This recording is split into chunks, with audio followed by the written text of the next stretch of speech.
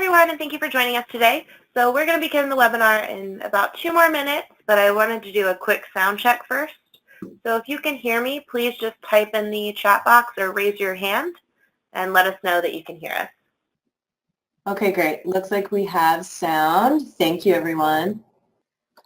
All right, we're just going to give it just a couple of more minutes for our last couple of people to join us, and then I will get started with the webinar. Okay, why don't we get started? So hi, everyone. My name is Caitlin Taylor, and I am a recruitment officer at IIE. Today, we are going to be talking about one particular award in the 2019-20 catalog, the Fulbright Global Scholar Award, which is a multi-country award that allows applicants to propose projects in 2 or 3 different world regions. As we go along, please feel free to type your questions into the chat box. I will try to keep an eye on the questions and answer them as we go along, but there's also going to be a question and answer session at the end. So if I don't get to your question right away, fear not. Okay, so here's what you can expect from today's webinar. I'm going to start out by going over a brief history of the Fulbright program. Then I'll go into the nitty-gritty of the Global Award, and I'm also going to give you some examples of past projects and also some examples of possible timelines. After that, I will briefly go through the application process, including components and some tips about how to put together a strong application. I will also talk a little bit about the review timeline, and then at the end, I'll open it up for questions from all of you. So as some of you might already know, the Fulbright program was established in 1946 by Senator J. William Fulbright from Arkansas. Having had his own exchange experience abroad through a Rhodes Scholarship as a graduate student, he was able to see firsthand the value of international and people-to-people exchange for fostering mutual understanding. Using the sale of surplus U.S. government war property to fund the program, he introduced the bill to Congress, and it was signed into law by President Truman. The Fulbright program remains the U.S. government's flagship international educational exchange program designed to increase mutual understanding between the people of the U.S. and the people of other nations. It is sponsored by the U.S. Department of State's Bureau of Education and Cultural Affairs, and it is administered in close collaboration with some of our U.S. embassies and Fulbright commissions abroad, as well as us at IIE. We are the cooperating agency that administers the program on behalf of the State Department. Today, the program operates in approximately 125 countries worldwide, and its alumni include 80 Pulitzer Prize and over 50 Nobel Prize winners. So before we discuss the Global Award in more detail, I want to review the basic eligibility requirements for the Fulbright U.S. Scholar Awards in general. These regulations are created and revised by the presidentially appointed J. William Fulbright Foreign Scholarship Board, which we call the FFSB. At the time of application, there are several eligibility requirements that must be met. U.S. citizenship is required. Permanent resident status is not sufficient. Also, a PhD or other professional or terminal degree may be required. For the Global Award, a PhD is not required, but it is strongly preferred. However, applicants with equivalent professional or artistic training or experience are strongly encouraged to apply. For professionals and artists, recognized professional standing and substantial professional accomplishments would be required.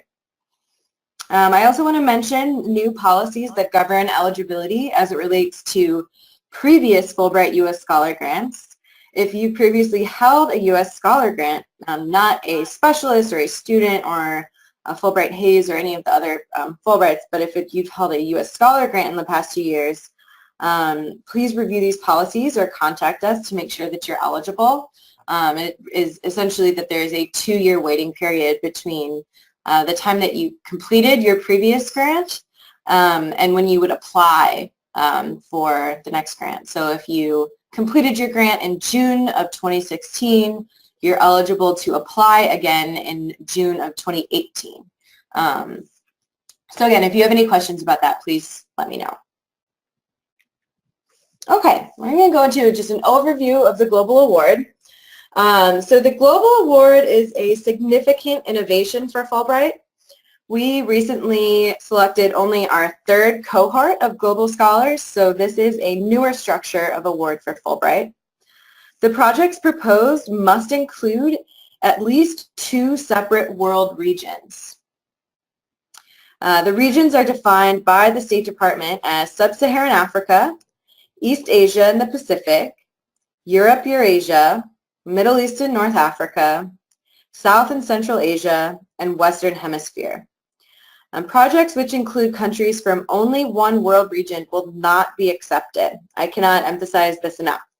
You can explore our catalog to see which world region different countries belong to. If you just go into the catalog, it's all pretty easily listed out there. So the projects must take place in 2 or 3 different countries in at least 2 separate world regions. The countries that you select must be places where we are currently sending U.S. scholars. To see if a country is eligible, take a look at the drop-down list of countries in the catalog. If it is listed there, it is eligible. If it is not listed there, it's not eligible. Every year we get questions about specific countries like Switzerland, Lebanon, Chad. All of these countries are not in the catalog and therefore not eligible to host U.S. scholars. For each country that you propose to visit, you need a letter of invitation. The requirement for this award is that you need a separate letter for each country that you're going to. While the majority of applicants are hosted by universities, you can also seek affiliation with a research center, nonprofit, government agency, museum, archive. There are other kinds of institutions you can partner with. If you have any questions about whether your host is eligible, please let us know. One thing to note is that if it's an American organization, like an American branch campus, or a specific American company that happens to have an office in a different country, those usually aren't eligible, but please check with us to make sure. So this award is open to academics and professionals. No PhD is required. I see that there's a question here about whether an MD or an EdD are considered, and those are considered terminal degrees in those fields. So yes, those do count. But like I said, a PhD is not required. You can undertake a research project, a combination of teaching and research, or a professional project. Professional project is something new this year, and it may include studies, practical experience in actual operations, visits to organizations in the applicant's professional field, public lectures, or other appropriate professional activities. The applicant's project plan should include a concrete description of the planned activities during the grant period, as well as the expected benefits for completing the project for the applicant in his or her professional field. If you have any questions about whether your project would fall into this new activity, please contact us. And also to note, teaching, that may not necessarily mean classroom teaching of a specific course. That can also include workshops, seminars, teacher training. There are a lot of different ways to sort of define teaching. So again, if you have any questions about whether your activity would sort of fall into teaching or professional project, let us know and we can help you make that determination. It is important to note that projects must benefit from a global perspective. Your project statement should specify why each country is important to your overarching goal and what will be accomplished in each country, as well as how they all link together. You also need to provide a very detailed timeline of when each country visit is planned. The earliest grant start date would be May of 2019, and the latest start date is May of 2020. All grants must be completed by August of 2021. This will all make sense in a minute when I explain the flex option. I just want to say that preference is given to scholars proposing projects during the host institution's academic year. The grant length minimum is 3 months and the maximum is 6 months. You need to spend at least 1 month in each country per visit. You can do this in one of several ways. One multi-country trip, 2 or 3 single country trips, or 2 dual country trips. The flex option is also available for this award. If that sounds confusing, I understand, but I'm going to show you some examples in the next slide.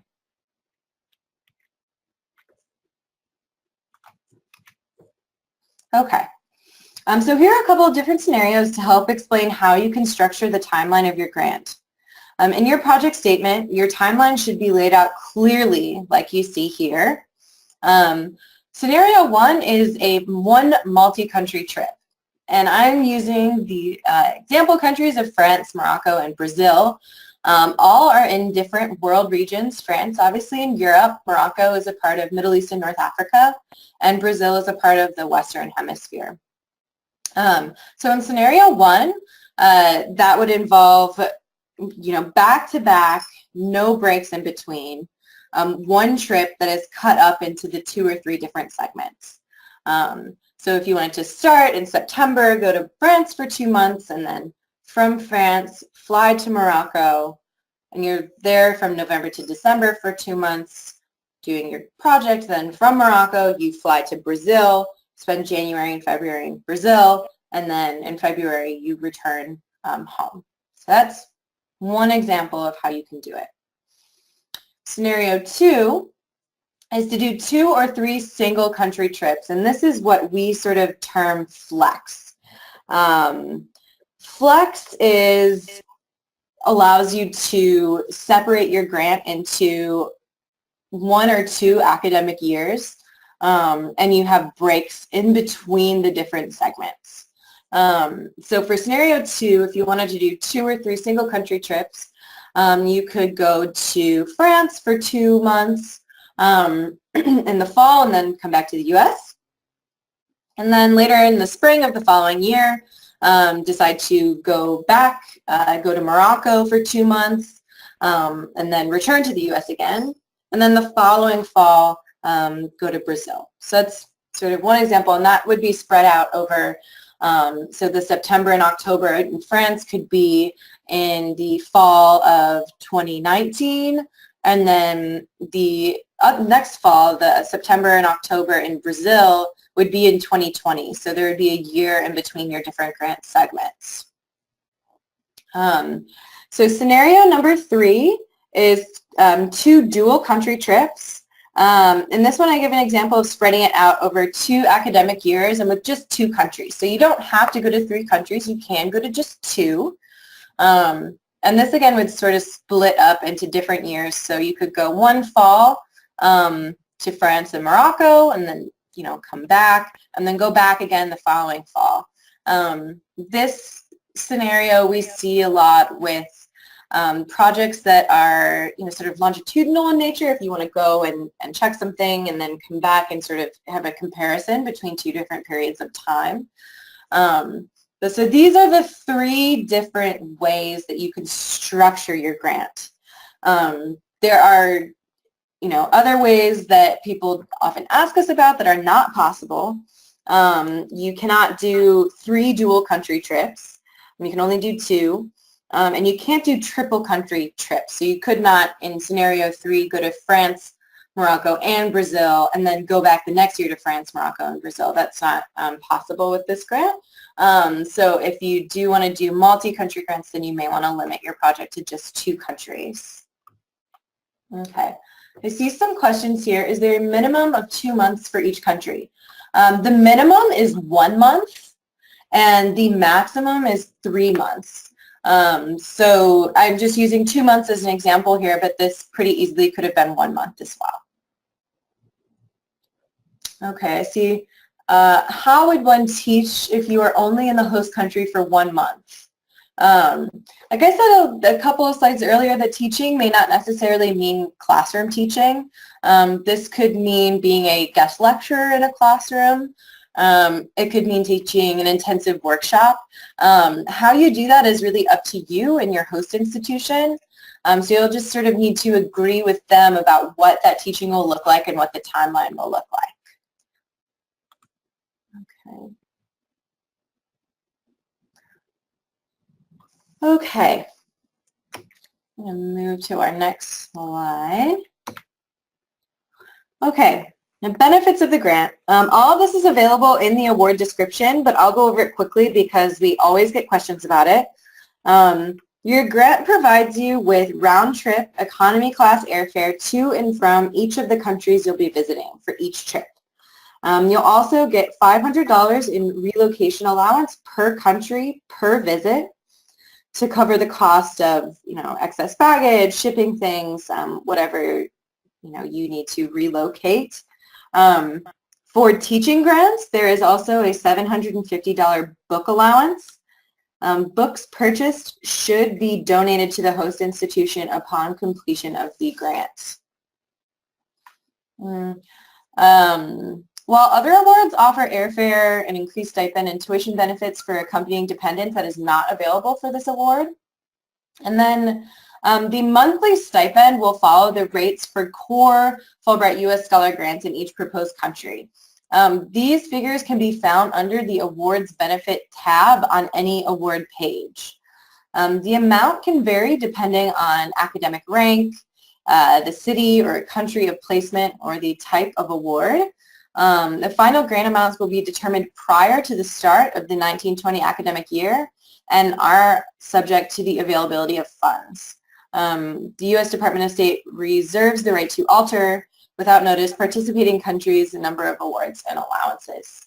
I've been asked here, let's see, can you please tell us exactly where we can find a list of eligible countries? I am searching the website. Okay. If I exit out of my slide, I can show this to you quickly. So as you guys can see, this is the Global Scholar Award description in the catalog, which I hope all of you have taken the time to review. But if you go into the main page of the catalog, there is this drop-down menu here, and all of these countries listed here are eligible. And if you want to find out which country, which region a country belongs to, you simply would, click on the country. You can search the award and just go into any. Some countries will have lots and lots of awards listed. This one in particular happens to just have this one All Disciplines award.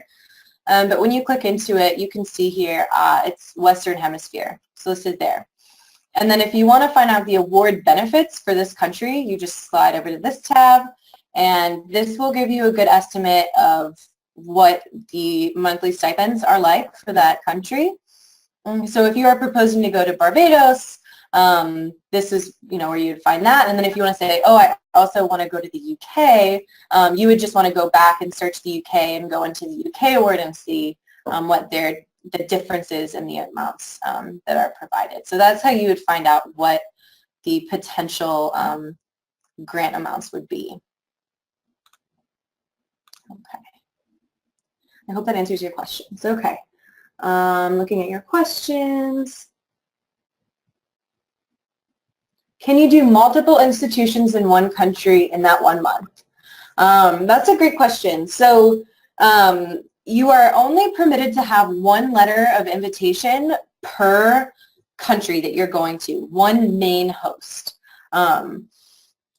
If you decide that you want to, visit more than one institution while you're in the host country, that's just something that you have to agree to with your main host institution. They can mention in their letter that, so-and-so is also planning to go and work with this other organization, and we're aware of it, and we are, on board. And you can talk about it in your project statement. I would just advise that if you are going to be looking at multiple different host institutions within a particular country, you should just be wary that you want to make sure that what you're proposing is feasible. So if you want to go to 10 different institutions in 1 month, that may raise some questions with the reviewers about whether you are sort of biting off more than you can chew. So, that's not to say that you can't go to more than one host institution, but you can only have one official host per country, one letter, and you should make sure that your main host is on board with you going to other institutions. Okay.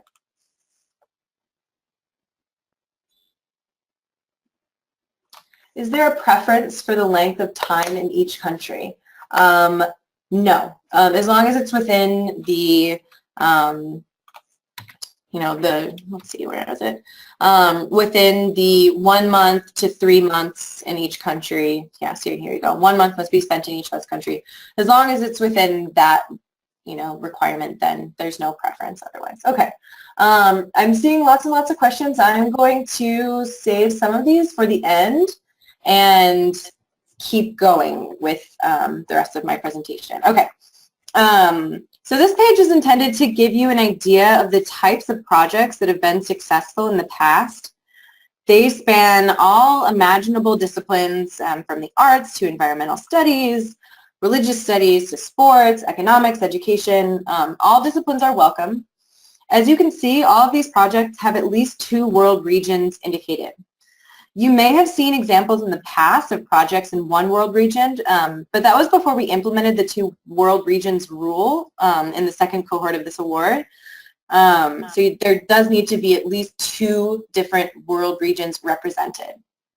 There are no preferences for disciplines or countries, but the selections represent the superior projects that come from a range of different disciplines and countries. I'm not going to go into too much detail about these opportunities, but if your project is to multiple countries in the same world region, then global is not for you. We have several other multi-country award opportunities that may be a better fit. I will be hosting a different webinar on April 18th from 2 to 3 p.m.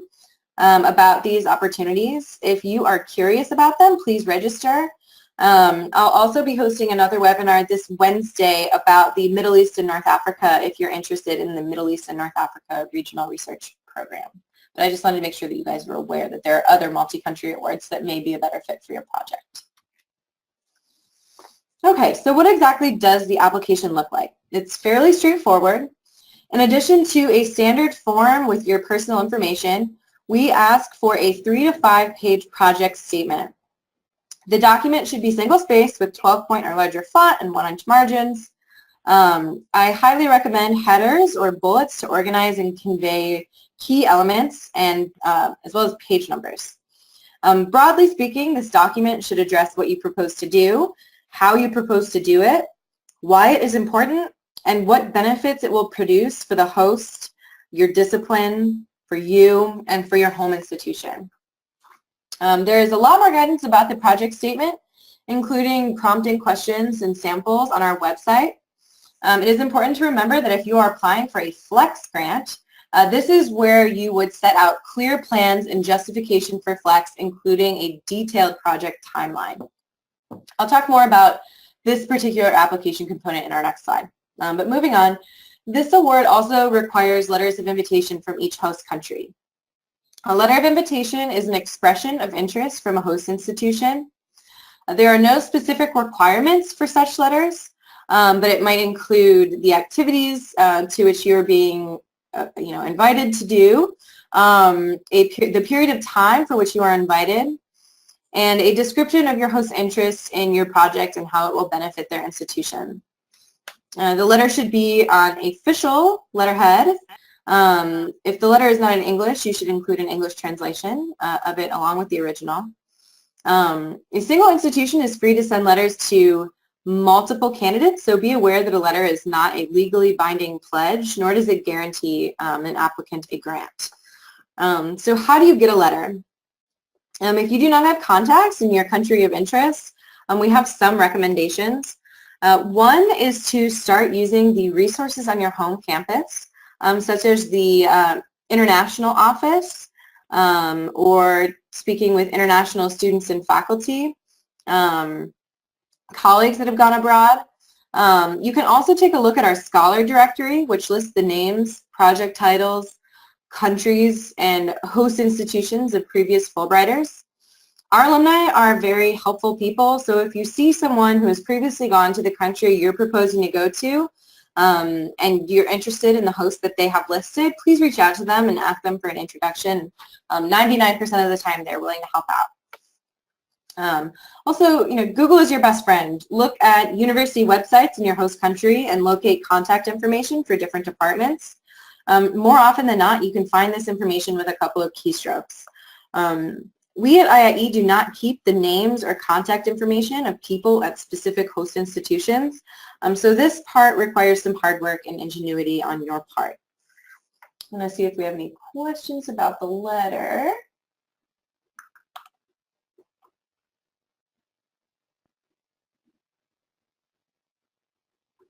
Okay. So just to make sure, we have to make our own contacts to get the letter of invitation for each country we plan to go to. That is correct. You need to reach out. We do not reach out on your behalf for the letters. You will need to take that on yourself. Okay. Is there a form for the letter? No. So there is, no standard form that it needs to come in. Like I said, it should include, what you're being invited to do, the time that you're being invited for, and why they're interested in you, and it should be on letterhead. But other than that, it really is up to your host institution. Okay. All right, I'm going to move on to the CV. You'll also need to submit a tailored CV of up to 6 pages, including a publications list. If you are proposing to teach, you will need to submit 2 to 3 sample course descriptions or syllabi, up to 10 pages total. The page limits that I am mentioning here are very strict page limits, and if your application does happen to go over those page limits, we'll be in touch with you to ask you to shorten it. So just please, when you are looking at the website and at the application components that are listed there, all the page limits are listed, and please do try to stay within those page limits. Regarding the syllabi, it should be designed by you and expressive of your philosophy of teaching. And please indicate whether they have been used previously or developed specifically for your application. If you're conducting research, we will need to see a bibliography, which is more like a lit review without the extensive annotation. It should reflect the current state of research on the proposed topic and include articles written by scholars other than just yourself. And the page limit for that is 3. 3 letters of reference are also required. If you're proposing to teach, one of the reference letters must address your teaching. We have tips for submission of references on our website, but I wanted to underscore that anyone who provides an applicant an invitation letter cannot also be a referee for the applicant. So if they write your letter of invitation, they cannot also write a letter of reference. Applicants must register their references in the online application, and references must be submitted via the online application. We do not accept mailed-in references. There are additional supplemental materials required for applicants in the following fields: architecture and city planning, the arts, which is digital, mixed media, painting, photography, sculpture, etc., creative writing, dance, film studies, media arts, music and theater arts. These supplemental materials will be directly uploaded into the online application system and assigned to your application after submission. And then regarding language requirements for the Global Award, you should confirm with your host institution the language of instruction for proposed teaching. For research grant activity, language fluency sufficient to complete the research project is required. For applicants without local language proficiency, feasibility of conducting research must be demonstrated in the project statement as well as the language self-evaluation.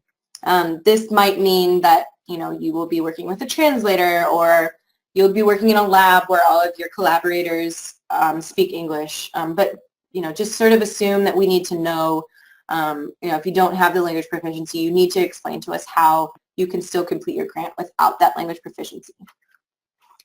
Non-native speakers who have local language abilities will be asked to complete a two-part language proficiency report. Part 1 is a self-evaluation, which is pretty easy. And then Part 2 asks you to register an external evaluator within the application. This part of the report is completed by an appropriate foreign language instructor through the online application reference system. Okay.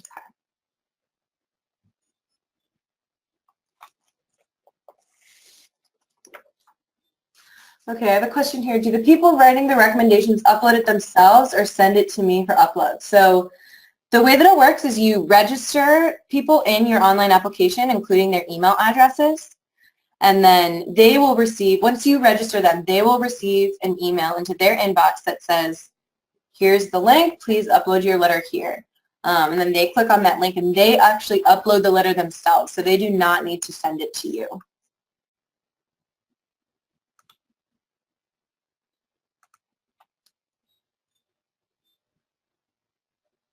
Let's see. Okay, can the letters of reference be from a different person in the same institution? Okay, so if the referee and the person inviting, can they be from the same institution? As long as it's not the same person, yes, that's fine. Yeah, that's fine. As long as it's not the same person, they can be from the same institution.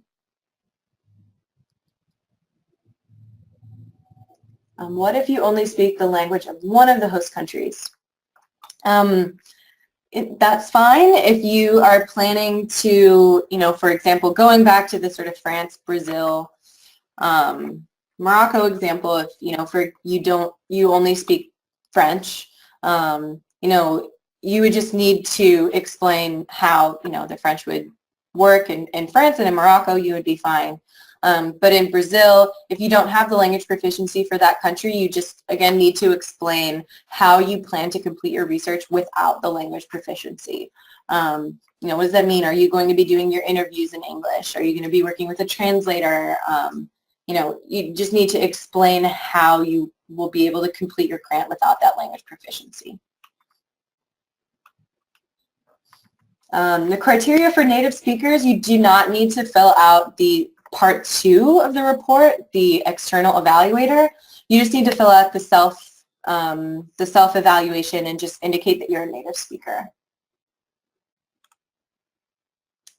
Can your referees send the letter to you to upload? No, they need to upload it themselves. So I really do advise registering your references early and being there for, if you happen to be asking someone that does have a little bit more trouble with computers, giving them time to upload the letter, by the application deadline. So yeah, definitely don't wait until the last week. Give them a little bit of time. We do offer, guidance for people that are having trouble uploading letters of reference. So they won't be completely on their own, but just make sure that you give them extra time. But you cannot upload the letter on their behalf. Are the application component details you're describing transcribed on the website? There are lots of detail. Yes, most of the stuff is available on our website. The host institution should not have any financial responsibility for our participation. Correct. That is correct. There is no financial obligation on the part of the host institution. Most times hosts will provide, they might provide housing that's not required, but sometimes they do, an office, not required, but sometimes they do.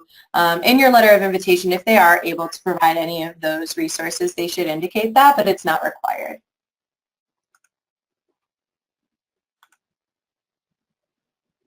Okay. All right, I am going to keep going. I'm seeing lots of questions, but I will sort of save some of them for the end because I want to make sure I get through the rest of these things. Okay.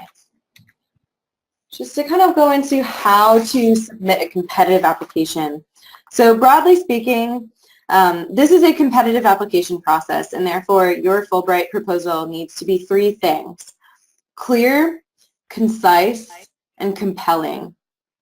Each individual application should be about the candidate, about how the grant time will be spent, and what outcomes can be reasonably expected. For the project statement, it is a brief self-introduction to reviewers and an opportunity to provide answers to the questions reviewers may have about you, such as why are you interested in a Fulbright award and why to this particular country? Speaking to the goal of the Fulbright program, which is to promote mutual understanding between people of the U.S. and people of other countries, just make sure that you're talking about that in your application. Why are you applying to Fulbright as opposed to any of the other grants that you could be applying to? What professional experiences and skills do you have that you're offering to the host institution and the host country? We also want to hear, what do you hope to gain from the experience? How adaptable are you? How well will you deal with challenging situations? Focus on what you plan to do. Do not simply recite your resume. You will also include a CV of no more than 6 pages with course outlines and syllabi. For projects with a research component, the bibliography will be there to sort of list the current state of research on a proposed topic. So you don't want to duplicate what is in other parts of the application. If you're already submitting a CV, you don't need to reiterate your CV in the project statement. It's a short project statement, so make sure that you are maximizing the space that you have. Okay. So brief overview of the timeline. So applications are due on August 1st, and after the applications are submitted, program staff here at IIE, we complete a technical review to make sure that all of the materials are there, that you don't go over page limits. You may hear from us at this point if we're missing anything from you or we need you to shorten anything. After the technical review process, the applications go to discipline-specific committees. So people within your field will be looking at your application and sort of giving a recommendation to the regional reviewers. The regional review committees are in-person review sessions, typically in Washington, D.C., and they're centered around a single geographical region. So there may be people outside of your field reviewing your application in this part of the process. So, do keep in mind that you may want to keep the jargon to a minimum because there may be a poet reading a physics application. So you want it to be accessible to someone outside of your discipline, but also because we have a discipline review committee, you want to sound like you know what you're talking about to people that are in your field. So keeping those multiple stakeholders in mind. So the peer review committees take place in September through early November, and then we will let you know about your status, whether you made it through this process, usually around Thanksgiving time. So we will let you know if your application made it through this process, and from there, the applications go overseas and are reviewed by the U.S. embassies and Fulbright commissions overseas. We usually hear back from them anywhere between February and May. Each country has sort of its own timeline of when they get back to us. So, you may not hear back until a little later. For global, usually it's on the earlier end because we know that some grants will be starting in May of 2019. But just know that, we are waiting on feedback from the host countries as well as from the State Department. Our colleagues at the Bureau of Educational and Cultural Affairs are there to sort of make the final decisions about which grants they're selecting. So the final selections will happen, and at that point you will get grant packets. You'll get all of your information that you need about the program. You'll be assigned to a advisor here at IIE that will be sort of working with you to make sure that you have everything that you need, and then you go out on your grant. Okay, so now I'm going to move to your many, many questions. I am going to sort of start up at the beginning. Okay. There are a lot of questions about the competitiveness of the program, and unfortunately we do not share application numbers or the number that are selected. That is a Fulbright board policy, but broadly speaking, yes, the Global Award is very competitive. It's a popular award. I have one question, that is, if one of the 3 countries is generally highly competitive for core grants, would that make its inclusion in a global scholar application more challenging? No. Really what they're looking for is a broad representation of different countries and different regions. So if you want to include France or the UK in your application, absolutely do so. It's not going to affect your competitiveness for this particular award. Okay.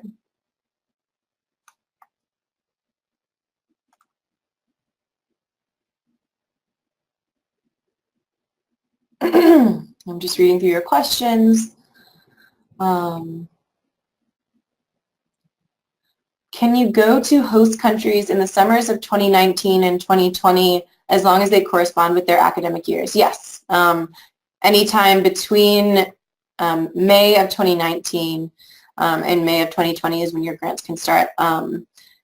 Yes, that's fine. There is a general preference for going during their academic years, and if their academic years happen to coincide over the summer, then that is great. Can an individual apply to more than one Fulbright Award program? No, so you can only apply to one award each year, and that includes the student program. So you can only apply to the Global Award, or if you decide not to apply to Global, you can only apply to you can't apply to both.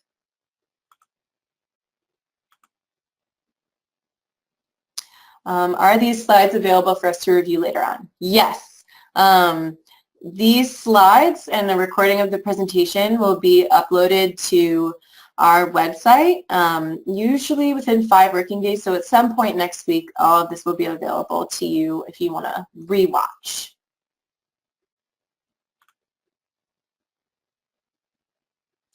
Where does one find the specifications you're describing with page limits? So I can actually show you that on our website.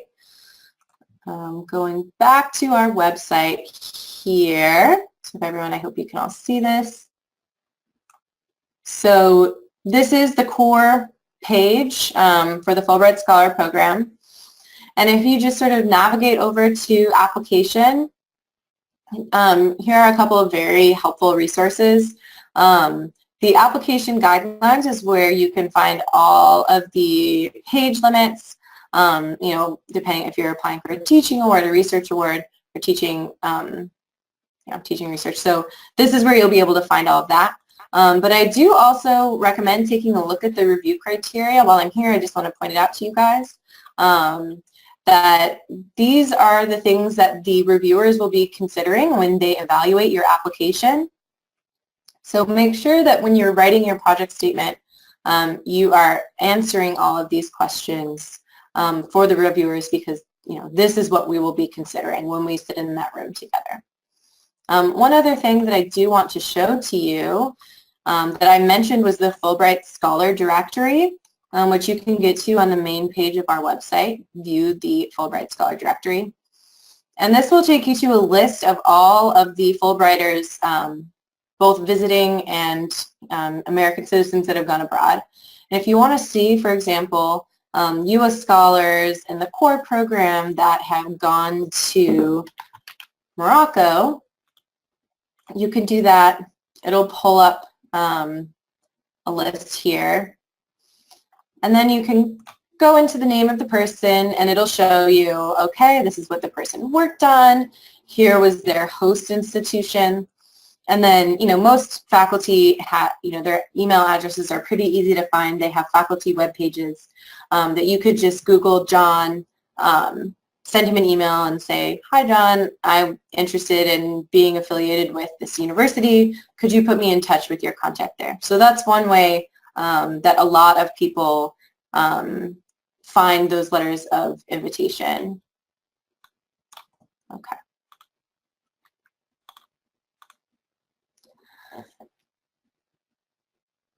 Okay.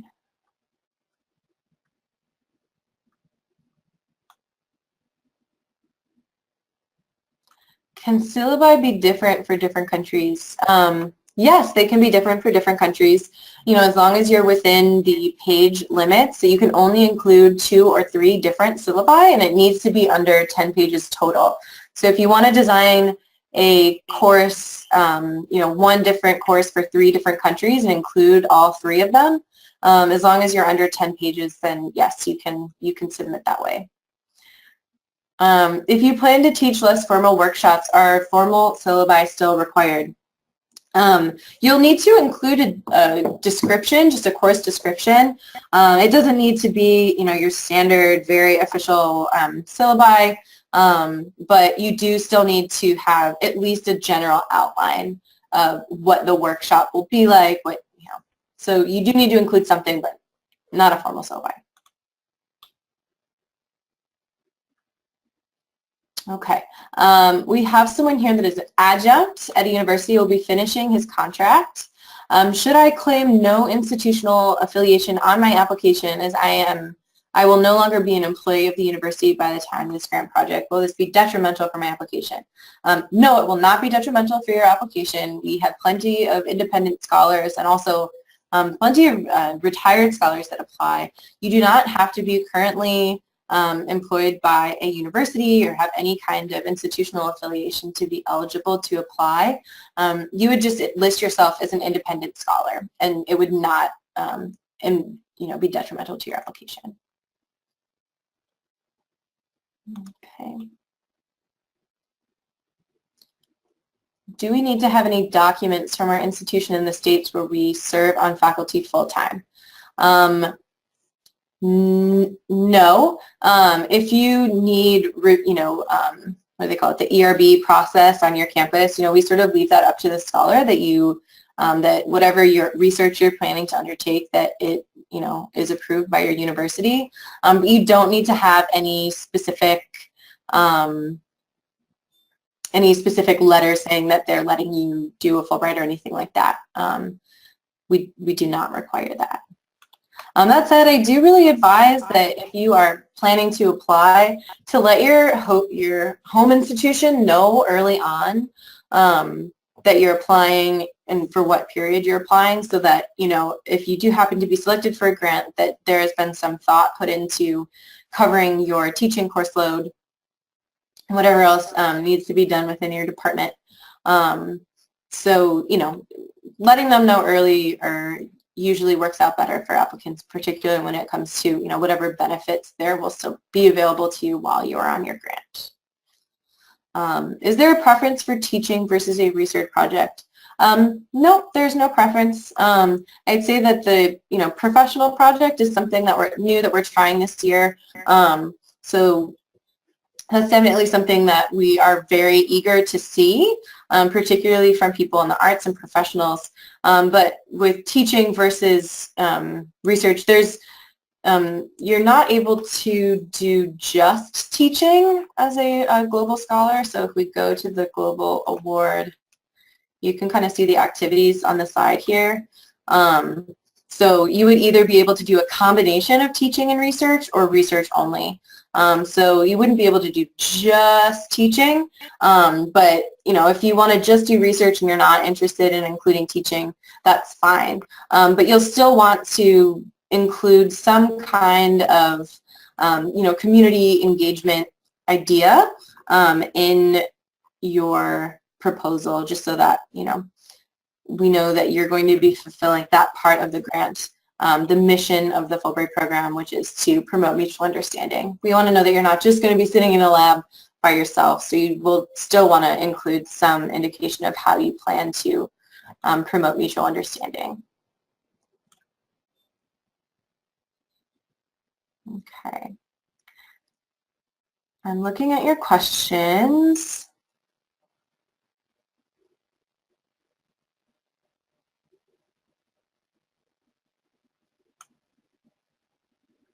Okay, you said that we have to select 2 different regions. However, with the flex alternative, may we remain in 1 region? No. You need to go to 2 different world regions, whether or not you apply for flex.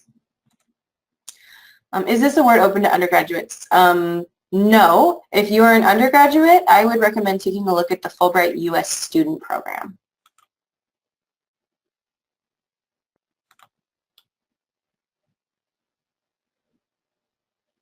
Okay, if the project is not selected this year, would you suggest applying again with the same project? If so, how likely is it to have a different outcome the second time? Are there cases of this happening?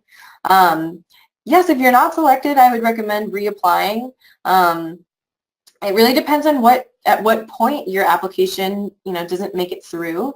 If you go through the peer review process and your application is not selected at that point, then I would recommend, taking a really close look at your application and perhaps modifying it, keeping in mind the review criteria and the mission of the program. Because if it didn't make it past the peer review process, then there definitely is room for improvement. But if it makes it through that stage and then, for whatever reason is not selected after that point by the host countries or by the State Department, it may just be that, if there were 12 people that were applying to go to the same 3 countries that you applied to, that, they chose one application over another. But their priorities with, regard to discipline and the, spread of different countries that they want to see represented in the program, that changes from year to year. So if, yes, you can reapply. And how likely is it? It's really tough to say because the number of applications and the quality of applications that we get from year to year changes. But there are definitely cases of individuals that apply once and they're not selected and they reapply the next year and they get selected. There are many scholars that have had to apply multiple times. So it is certainly there is a possibility that you could be selected. Okay.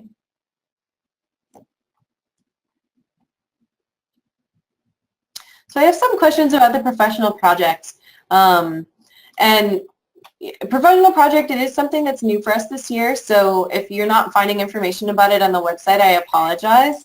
But you can sort of consider the professional project element to almost be like research.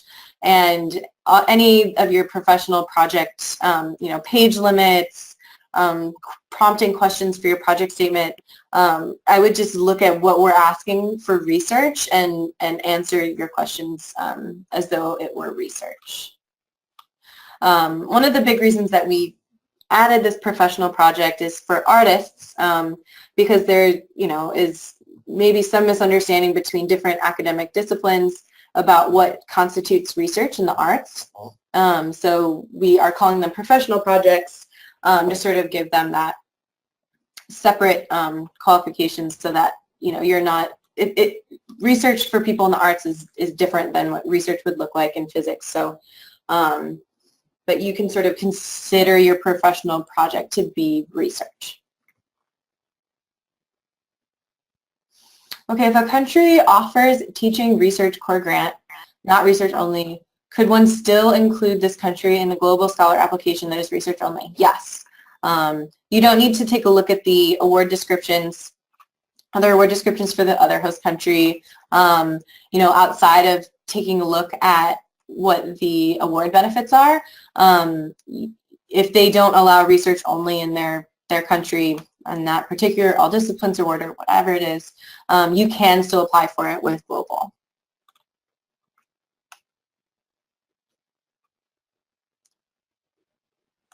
Okay, I'm looking at your questions. Okay, this is an interesting one. Do the projects in the different countries need to be parts of a bigger project on the same topic, or can the projects have different focuses in different countries? So that's a good question. You do want your different segments, grant segments, to be interrelated. And what we are looking for are projects that are comparative and global in nature. If this is a kind of grant that you are saying, oh, it would be, I have one research interest in this country and a completely separate research interest in a different country, then that is not something that I would recommend for the global program. So you do need them to be somewhat interconnected. And again, the emphasis is that you really do want to be able to explain why this combination of 3 different countries and how the projects all sort of relate together. You don't need to do the exact same thing in each country, but they do need to be connected.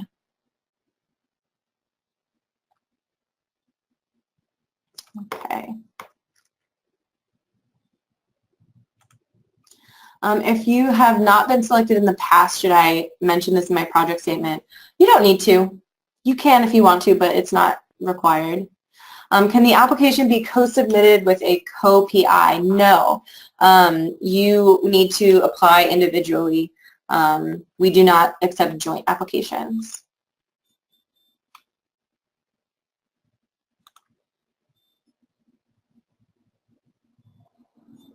Okay. Can you deliver workshops to civic and government agencies or organizations? Yes, that would sort of fall under the professional project category. But yes, that's something that you could do.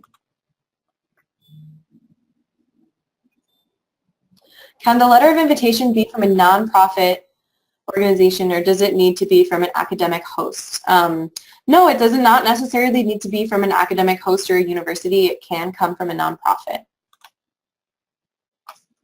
Okay, we're getting close to our closing time, but I'll try and get to a couple of more questions.